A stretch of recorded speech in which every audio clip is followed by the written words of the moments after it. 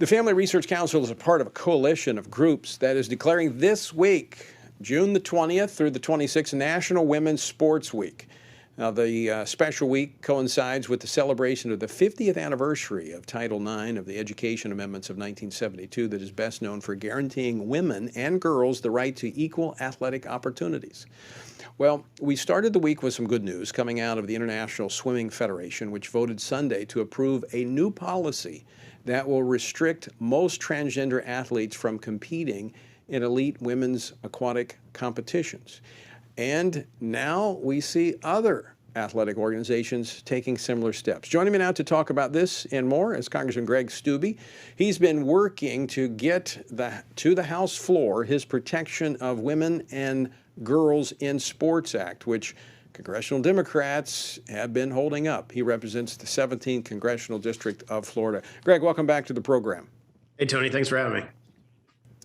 Well, you have to be affirmed in your efforts by the announcement by the International Swimming Federation over the weekend.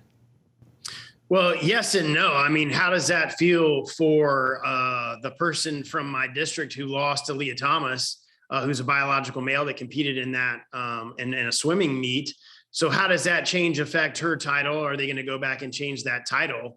But I think those type of organizations are starting to see the American people don't support these policies. They don't support allowing biological men to compete with biological women in Title IX athletics. It was why Title IX athletics was created by Congress in the 70s in the first place, was to create a place for women to have an equal playing field, to be able to compete with other women in collegiate activities. I agree with you. It's wrong in what happened with her, but I am encouraged that because of your leadership and the outspoken, really women who have been in sports, past, present, and those who desire to be in sports are speaking out. And I think these organizations, which were kind of just blowing them off earlier, can't do that any longer. Yeah, you have a large amount of feminist type organizations that are obviously typically left-leaning, liberal in their application of policy, who stand for protecting women's sports.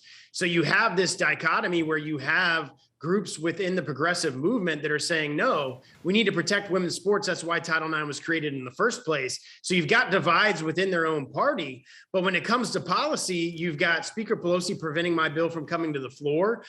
You have the Democrats all voting no when I offered this as an amendment on the Equality Act. So you still have the Democrats standing steadfast against protecting women's sports and not allowing biological men to compete in women's collegiate activities. So your discharge petition, where are you in terms of signatures? We're over 185 signatures. We still need to get all of the Republicans on there. So I would encourage your viewers, if you have a representative and your representative hasn't signed the discharge petition, I would encourage you to call their office and encourage them to do that. And once we get all the Republicans, we'll start trying to work on the Democrats. But with the midterm elections coming up, the last thing that Speaker Pelosi is going to want is for her members to vote on this type of bill, which is why we brought the discharge petition to force her hand to allow a vote if we get to 218 signatures on the petition. And folks, this is a great time this week as we celebrate women's sports to contact your member of Congress. They're in this week, and this would be a great time for them to address this issue, sign on to the discharge petition. Greg, I know I've talked to leadership, and this will be, this is not a vain effort, even though Nancy Pelosi may block it. This will be a top issue for Republicans if they take the majority in November, will it not? Yeah, Leader McCarthy has stated publicly that this will be one of the bills that the conference will pass in its first 100 days. So it's great to see leadership come out and make such a public statement about where we stand as a party. And when we take the gavels back in January after we win the midterms in November, that this is going to be one of those things that we stand with Americans, the majority of Americans that want to protect women and want to protect girls and protect women's collegiate activities from having biological men competing with them in their locker rooms, in your child's locker rooms. So it's an important thing, and I'm glad to see that leadership has signed on and has made it a priority going into the next cycle. I just got to ask you this. When you ran for Congress, did you ever think this was what you were going to have to be fighting for, the right for women to not have to compete with men in women's sports? Yeah, I've said before that it's a sad day in America where we actually have to do a bill to lay out a framework and a policy from Congress that biological men cannot be in women and girls' locker rooms, can't be competing with them on the sports fields. It's a sad day in America that we're forced to do this, but I'm happy to stand with women. I'm happy to stand with where we are as a country to fight against all these leftist progressive policies. And I'm happy that the leadership is going to take this on in the next Congress. I think it's necessary for the country to set this straight. Well, I appreciate you taking the lead on this effort because I do think it has made a difference as you've been out there articulating the arguments in favor of this. I do think the pendulum is swinging. People are saying this is nonsense. It shouldn't be happening. And so that in large part is due, I think, to your leadership on this issue.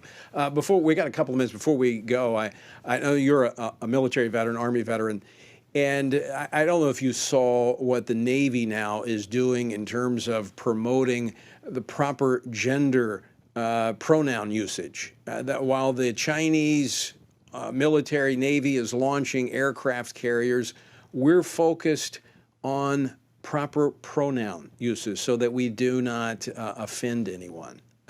How do you stay a strong nation if you're doing that kind of stuff? Yeah, look, our military is not where politics should be. Our military should be in focusing on the service and security of the American people and the service and sanctity of our borders and this country and the defense of this nation, and not on what pronouns to use, not on changing Army and DOD regulations for certain pronouns in transgenderism and providing for surgeries for people to change their sex in the military. That is not what our focus should be. And that is why we are losing militarily on the world stage to people like China, who are focused on the defense of their nation and being proactive in their military spending. They're not focused on things like this. China and Russia and these other countries that are our enemies are laughing at us that we're spending time and money and effort on things like pronouns in our DOD policies and manuals and in our service of defense products, and not on the safety and sanctity of the American people.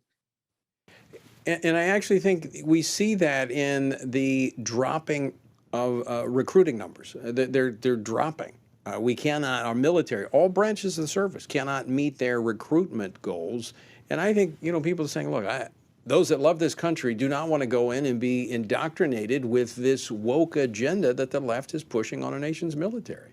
Indoctrinated in their agenda, forced to take a vaccine that we're now getting more and more research is certainly not effective for that young demographic that doesn't have other health complications.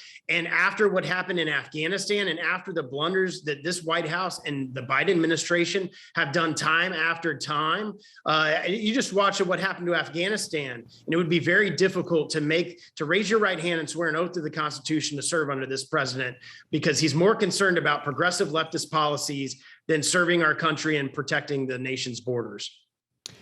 Final question for you, Congressman Steube. Does that change under the Republican Congress? Well, the good thing is we take the gavels in January if we win the midterms, and we're in control of the appropriations process. So no, we don't have the White House, but we have control of the House and the purse strings. And so we can accomplish policy objectives by the fact that we have the appropriations control in the House. And I hope that this majority, that when we get elected and we take over, our leadership is going to be strong conservative leaderships on the appropriations process, and we can rein in the border. We can rein in reckless spending, and we can do these type of things to prevent what is going on in our military through the appropriations process. Yes, Congress has the purse strings, and that means a lot. Congressman Greg Steube, always great to talk with you. Thanks so much for joining us today. Yeah, thanks for having me.